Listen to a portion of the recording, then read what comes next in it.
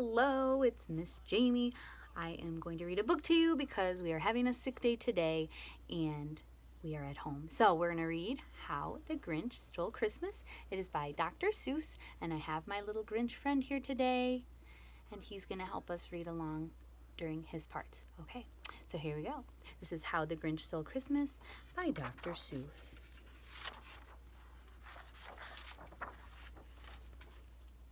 Every Who down in Whoville liked Christmas a lot. But the Grinch, who lived just north of Whoville, did not.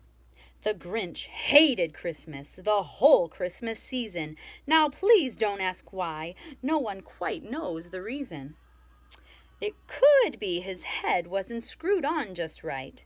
It could be, perhaps, that his shoes were too tight, but I think that the most likely reason of all may have been that his heart was 2 sizes too small. But whatever the reason, his heart or his shoes, he stood there on Christmas Eve hating the Whos, staring down from his cave with a sour, grinchy frown at the warm lighted windows below in their town. For he knew every Who down in Whoville beneath was busy now hanging a mistletoe wreath. "And they're hanging their stockings," he snarled with a sneer. "Tomorrow is Christmas. It's practically here." Then he growled with his grinchy fingers nervously drumming, "I must find some way to stop Christmas from coming." For tomorrow, he knew, all the Who, girls and boys, would wake bright and early. They'd rush for their toys, and then, oh, the noise, noise, noise, noise. That's one thing he hated, the noise, noise, noise, noise. Then the Whos, young and old, would sit down to a feast, and they'd feast, and they'd feast, and they'd feast, feast, feast, feast. They would feast on Who pudding and rare Who roast beast, which was something the Grinch couldn't stand in the least.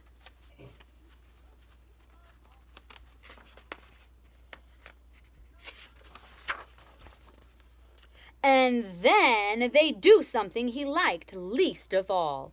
Every Who down in Whoville, the tall and the small, would stand close together with Christmas bells ringing. They'd stand hand in hand, and the Whos would start singing. And they'd sing, and they'd sing, and they'd sing, sing, sing, sing. And the more the Grinch thought of this Who Christmas sing, the more the Grinch thought, I must stop this whole thing. Why, for 53 years I've put up with it now. I must stop it this Christmas from coming. But how?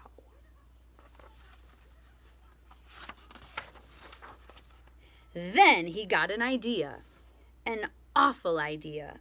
The Grinch got a wonderful, awful idea.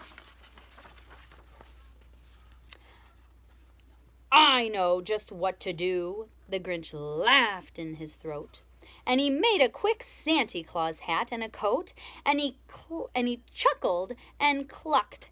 What a great Grinchy trick! With this coat and this hat, I look just like Saint Nick. All I need is a reindeer. The Grinch looked around. But since reindeer are scarce, there was none to be found. Did that stop the old Grinch? No, the Grinch simply said, if I can't find a reindeer, I'll make one instead. So he called his dog Max. And then he took some red thread and he tied a big horn on the top of his head.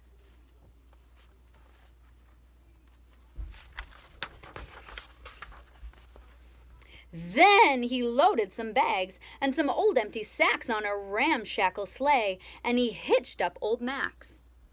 Then the Grinch said, "Giddy up!" And the sleigh started down toward the homes where the Whos lay a snooze in their town. I have a friend wanting to read the book. All their windows were dark, quiet snow filled the air. All the Whos were all dreaming sweet dreams without care when he came to the first little house on the square. "This is stop number 1, the old Grinchy Claus hissed, and he climbed to the roof, empty bags in his fists.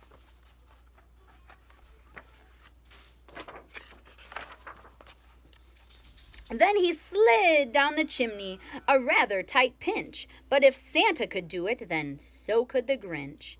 He got stuck only once, for a moment or two, then he stuck his head out of the fireplace flue, where the little Who stockings all hung in a row. "These stockings," he grinned, "are the first thing to go."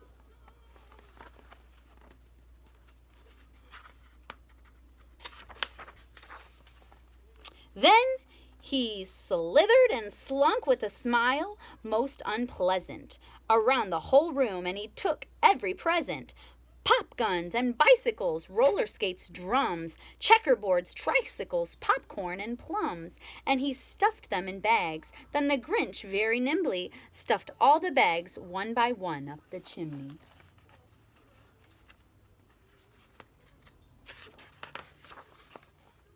Then he slunk to the icebox. He took the Who's feast. He took the Who's pudding, and he took the roast beast. He cleaned out the icebox as quick as a flash. Why, that Grinch even took their last can of Who hash.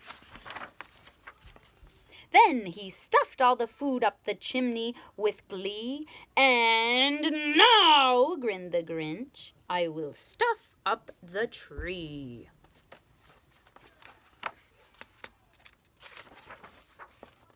And the Grinch grabbed the tree and he started to shove when he heard a small sound like the coo of a dove. He turned around fast and he saw a small Who, little Cindy Lou Who was not more than 2. The Grinch had been caught by this tiny Who daughter who'd got out of bed for a cup of cold water. She stared at the Grinch and said, "Santa Claus, why? Why are you taking our Christmas tree? Why?"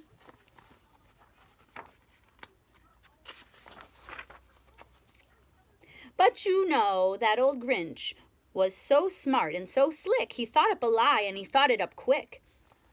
"Why, my sweet little tot," the fake Santa Claus lied, "there's a light on this tree that won't light on one side. So I'm taking it home to my workshop, my dear. I'll fix it up there. Then I'll bring it back here." And his fib fooled the child. Then he patted her head and he got her a drink and he sent her to bed. And when Cindy Lou Who went to bed with her cup, he went to the chimney and stuffed the tree up.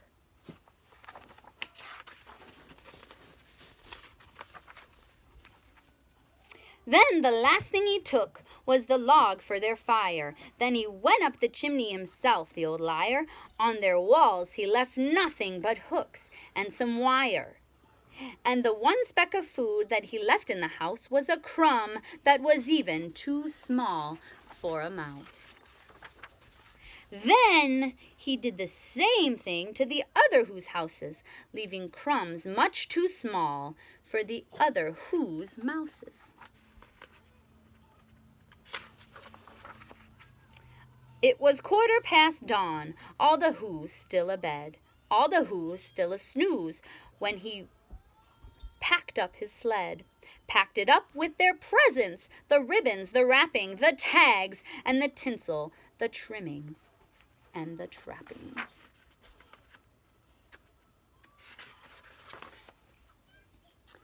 "3,000 feet up the side of Mount Crumpet, he rode with his load to the tip-top to dump it. Poop pooh to the who's, he was Grinchishly humming. They're finding out now that no Christmas is coming.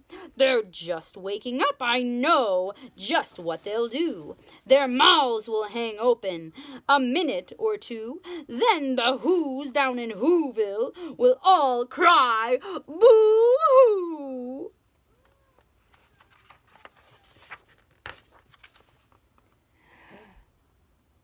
That's a noise, grinned the Grinch, that I simply must hear.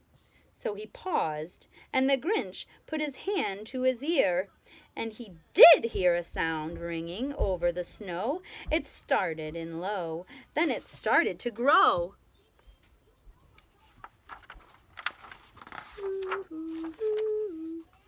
But the sound wasn't sad. Why, this sounded merry. It couldn't be, but it was merry. Very. He stared down at Whoville. The Grinch popped his eyes. Then he shook. What he saw was a shocking surprise.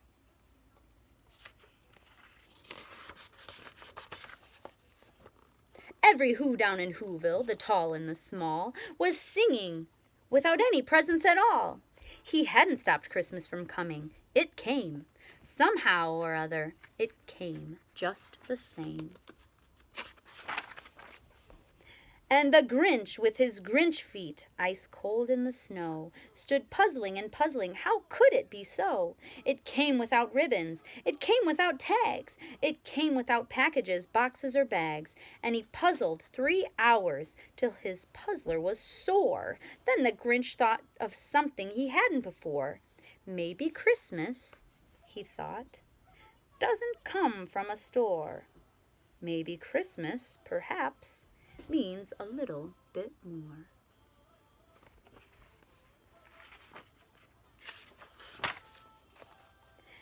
And what happened then?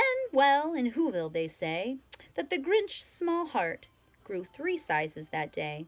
And the minute his heart didn't feel quite so tight, he whizzed with his load through the bright morning light. And he brought back the toys and the food for the feast. And he